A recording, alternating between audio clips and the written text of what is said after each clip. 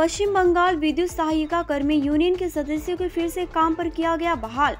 सीटों के संबंध पश्चिम बंगाल विद्युत सहायिका कर्मी यूनियन के जिन 8 सदस्यों को काम की छटनी कर दी गई थी, यूनियन की पहल पर फिर से श्रमिकों को काम पर बहाल कर दिया गया है, यानी काम पर रखने का निर्णय लिया है। मजदूरों ने बताया कि कल डिविजनल मैनेजर से चर्चा के बाद जब वे आज सुबह काम पर शामिल होने गए तो ठेकेदार कंपनी के मालिक ने उन्हें फिर से काम पर आने से रोक दिया और असभ्य भाषा का भी प्रयोग किया। बाद में पश्चिम बंगाल विद्युत सहायिका कर्मी यूनियन के सदस्य कंपनी के मंडल प्रबंधक से बात की।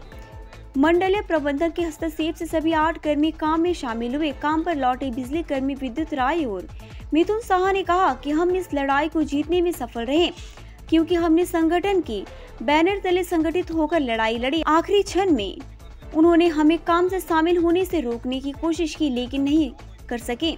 संगठन की सचिव रजनी रॉय ने कहा कि संगठन अनैतिक बहिष्कार के खिलाफ इन श्रमिकों के साथ खड़ा है और श्रमिकों ने एक बड़ी लड़ाई जीती है। संगठन के अध्यक्ष मिंटू नंदी ने कहा कि जिस तरह से स्थानांतरण और छटनी की गई है वह श्रम कानून के खिलाफ है और इस तरह से स्थानांतरण नहीं किया जा सकता है। ठेकेदार ने जबरदस्ती ऐसा करने की कोशिश की। एकजुट संघर्ष से यह जीत मिली है।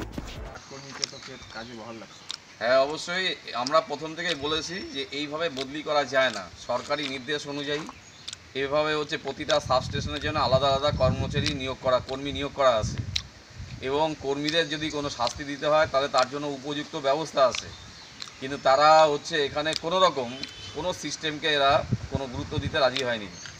এরা মনে করেছে, ঠিকাদার মনে করেন, সমস্ত ঠিকাদারই মনে করেন যে তাদের লেবাররা তাদের লেবার, তারা যা করবেন, যা খুশি তাই করবেন, এটা তাদের অধিকার। কিন্তু আমরা জানি যে আমাদের দেশের শ্রম আইন অনুযায়ী কোনো ঠিকা শ্রমিক তারা প্রিন্সিপাল এমপ্লয়ার হয় ডিপার্টমেন্ট। আমরা ডিভিশনাল ম্যানেজারকে এটা বোঝাতে পেরেছি, উনি বুঝেছেন, উনি জানেনও এই বিষয়টা যে এই শ্রমিকরা তারা পর্ষদের কর্মী, ঠিকা কর্মী হলেও পর্ষদের কর্মী। ঠিকাদাররা এদেরকে বের করে দিতে পারে না, এইভাবে তাদের বিরুদ্ধে ব্যবস্থা নিতে পারে না, কিন্তু তারাও এখানে তারা করেছেন এবং ফলে গতকাল আমাদের ডিভিশনাল ম্যানেজার ডেকেছিলেন। আমরা তাদেরকে চিঠি দিয়েছিলাম যে এইভাবে করা যায় না। কালকে আমরা কথা বলেছি এবং তিনি আমাদের প্রতিটা কথার সঙ্গে এক হয়েছেন। আমরা গতকালই জানিয়েছিলাম আপনাদের। আজকে তারা কাজে যোগদান করেছেন। উনি বলেছিলেন যে আজকের থেকে তারা কাজে যোগদান করবেন। আজকে কাজে যোগদান করতে এসছেন।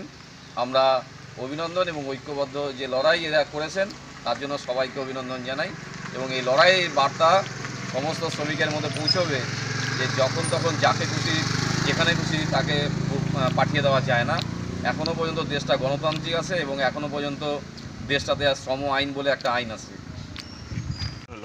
ধন্যবাদ জানাই আমাদের ইউনিয়নকে, ধন্যবাদ জানাই আমাদের ডিএম সাহেবকে।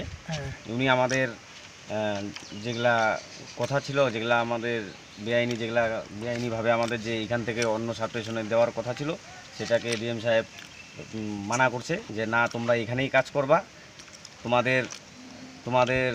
আমরা যেমন অনেকগুলো আরও কথা বলছি ডিএম স্যারকে, স্যার আমাদের অন্য অন্য কাজে নিয়োগ করা হয়, ঠিক আছে, এই হিসেবে দিয়ে ডিএম স্যার আমাদের সব কথাতেই বলছে তোমরা আবার এখানে কাজে আসছো। হ্যাঁ, আমরা আবার এখানেই কাজে আসছি। ঠিক।